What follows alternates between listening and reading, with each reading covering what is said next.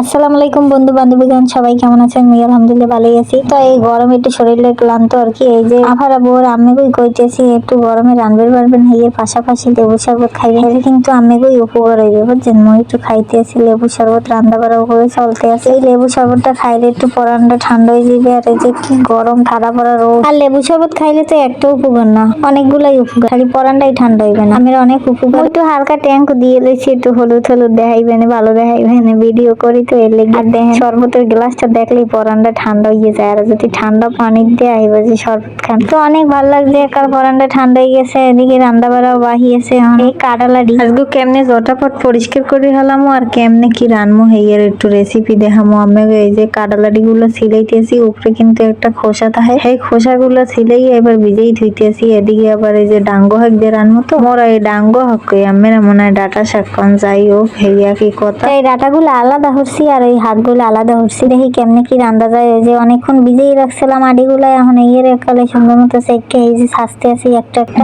মা কইতেছে ও কি এত ছাঁচা লাগে না, ইয়া দে মই জটাপট ফসরে লই। মই এদিকে সালনটা চড়াই দিছি, হলুদ কাঁচামরিচ পেঁয়াজ, এরপরে আবার চিংড়ি মাছ তো দেবেনি, স্বাদ মতো লবণ। এই কাটালাডি ফসা হওয়ার এই যে টিপসটা কিন্তু আমি দিতে পারি না, সেটা পরে দিব। অনেক জামাই বেনে তাড়াতাড়ি ভাত খাইতে হেললে গিয়ে সেই ভিডিও দিতে পারি না। মই এদিকে চড়াইছি আর মায়ের কাছে কাটালাডি ফসা কাটালাডি ফসা হরিণে ভিডিওটা আম্মেগো লাগলে অবশ্যই দিয়ে দিব। আবার তো খামো কাটালাডি, আল্লাহ যদি খাওয়াই তো হেইকালে আম্মেগো এককালে ভিডিওটা দিয়ে দিব। মনে মাই কেমনে ফসা হচ্ছে সেই ভিডিওটা দিয়ে দিব। এই যে দেখেন মা এককাল চকচকে জগজগে বানিয়ে হেলাইছে অল্প সময়ের মধ্যে, বেশি সময় কিন্তু লাগে না। ও আর একটা কথা, এবার কেটা কেটা কাটালাডি খাইছেন? আর এই কাটালাডি কিন্তু মোর জমের পছন্দ। কাটালাডি রান্ধে খাইলে খুবই মজা। অন্যান্য অঞ্চলে দেখছি কাঁচা কাঁড়াল রান্ধে খাইতে, মোরা কাঁচা কাঁড়াল রান্ধে খাই না বাপদাদার বসায়। তাই হ্যাপার ওই যে ভিডিও দেখে মই একটু রাঁধছিলাম, রাঁধতে দেখলাম কেমন হয়েছে, কিন্তু মোরদারে মোটেও স্বাদ লাগে না। গেল বছর রাঁধছিলাম আর কি, আর ওগুলো যারা খায় এগো অভ্যাস হয়ে গেছে, এগোদারে খুব ভাল লাগে। কিন্তু মগদারে এই কাটালাডিটা খুব জনপ্রিয়। তাই এই যে জম্মের মতো কষাইতে হইবে, না কষাইলে কিন্তু শালুর মোড়েও মজা হইবে না। আর এখন এই যে পানি টানি দিয়ে একাল ডাইকে দিমু হেদ দেওয়ার লাগে। এই কাটালাডি কেটা কেটা পছন্দ করেন মন না হয়, কষ্ট হইলো কাটালাডি খাওয়াই লাগবে খাওয়াই লাগবে।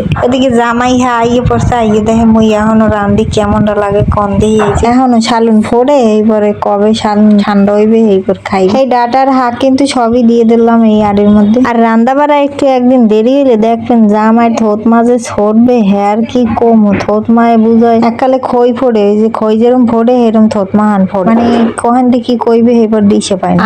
এইবার যদি শালুন একটু খারাপ হয়, ধরেন মজাটা যাওয়াই নাই, তাই বুঝবে একালে হেন্না কর হারা দিনে মোর পেটও বাজ যায় না একালে কোথায়। আজগো একালে শালুনটা দেরি করে রানলো, একালে ভালোই হয়েছে। তো আমার লিগে বাড়তে আর আম্মেগুলো লিগে ভিডিও করতেছি সুপে সুপে। জামাই যদি দেহে এনে কইবে না, এমনি রানতে পারতে দেরি হয়েছে আর মোর পেটে লাগছে খিদা। এদিকে বউ আবার ভিডিও করে, এখন যদি দেখে ভিডিও করি তাই কিন্তু কাম 12টা বাজে যাইবে। আমেরা সবাই এই যে শালুন কালার কিন্তু ভালো হয়েছে, শালুন খুব টেস্ট হয়েছে, সবাই চললে। আর শালুন যে ভালো হয়েছে কিন্তু মোর মোহের কথা না, জামাইয়ের মোহের কথা। জামাই একালে কইছে না শালুন রানতে দেরি হইলো, শালুন খুব টেস্ট হয়েছে।